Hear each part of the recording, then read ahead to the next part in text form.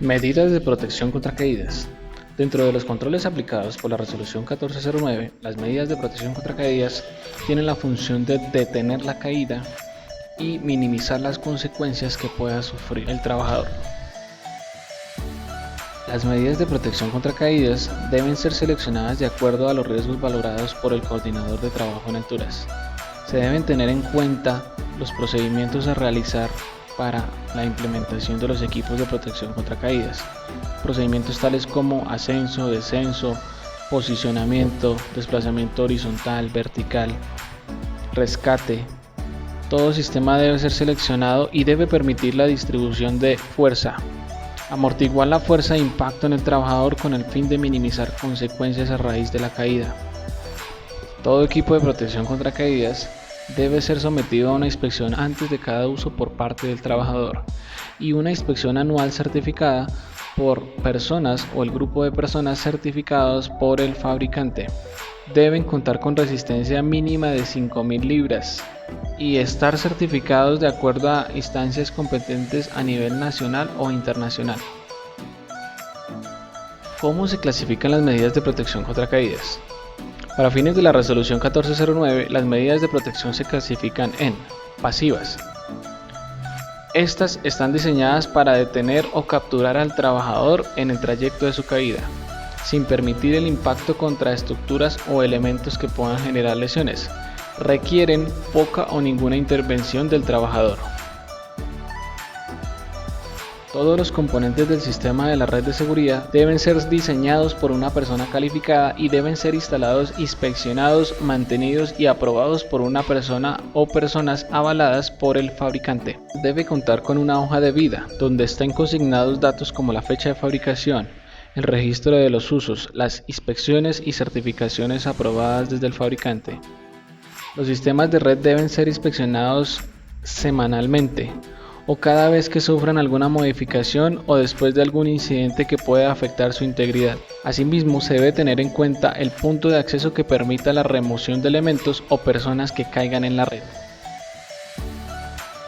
Medidas de protección activas. Las medidas de protección activas se caracterizan por involucrar la participación del trabajador. Las medidas de protección activas se clasifican en anclajes. Los anclajes son un punto fijo donde se pueden conectar equipos de protección contra caídas. Estos se clasifican en puntos de anclaje fijos. Los puntos de anclaje fijos son asegurados a una estructura. Deben estar diseñados por una persona calificada. Deben ser capaces de soportar el doble de la máxima fuerza de tensión, 3.600 libras. Si no están diseñados por una persona calificada, deben ser capaces de soportar mínimo 5.000 libras de resistencia por persona conectada.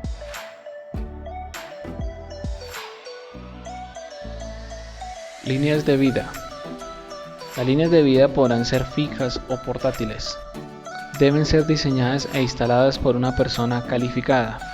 Todos sus componentes deben estar certificados y deben contar o no con sistemas de absorbedores de energía, teniendo en cuenta los cálculos de ingeniería. Todos estos cálculos deberán ser aprobados por una persona calificada. Anclajes portátiles. Son dispositivos que abrazan o se ajustan a una determinada estructura. Son capaces de soportar 5.000 libras de resistencia. Tienen como función ser puntos seguros de acoplamiento para los conectores cuando estos no puedan conectarse directamente a la estructura. Conectores. Los conectores son equipos diseñados para hacer la unión entre el punto de anclaje y el arnés. Dentro de los principales conectores podemos encontrar eslingas de detención, eslingas de posicionamiento, frenos para tránsito vertical, mosquetones, dispositivos o líneas de vida autorretráctiles. Arnés de cuerpo completo. Es un equipo de protección personal diseñado para distribuir en varias partes del cuerpo el impacto generado durante una caída. Es fabricado en correas debidamente cosidas y aseguradas e incluye elementos para conectar equipos y asegurarse a un punto de anclaje. Debe estar certificado bajo un estándar nacional o internacional. Debe contar con capacidad de 140 kilogramos. Los diferentes tipos de arnés se deben acoplar teniendo en cuenta los tipos de trabajo a realizar.